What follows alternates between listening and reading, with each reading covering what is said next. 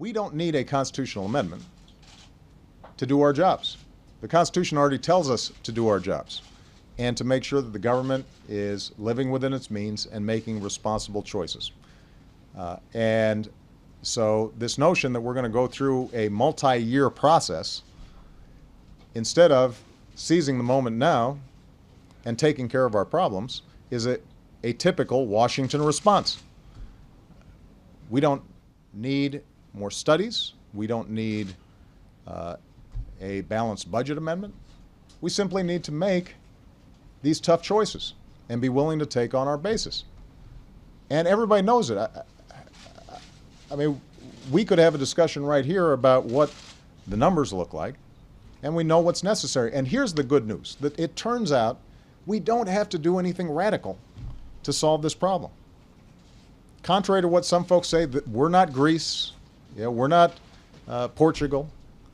It turns out that our problem is we cut taxes without paying for them over the last decade. We ended up instituting new programs like a prescription drug program for seniors that was not paid for. We fought 2 wars. We didn't pay for them.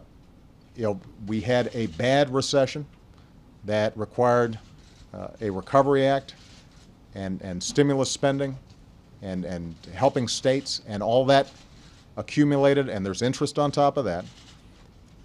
And to unwind that, what's required is that we roll back those tax cuts on the wealthiest individuals, that we clean up our tax code so we're not giving out a bunch of tax breaks to companies that don't need them and are not creating jobs. We cut programs that we don't need, and we invest in those things that are going to help us grow. And every commission that's been out there has said the same thing and basically taken the same approach within the margin of error. So, my general view is that if the American people looked at this, they'd say, boy, some of these decisions are tough, but they don't require us to gut Medicare or Social Security.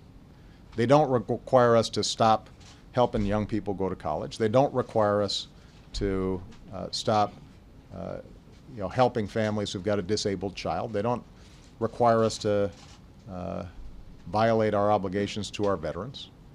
And they don't require quote-unquote job-killing tax cuts. They require us to make some modest adjustments to get our house in order. And we should do it now.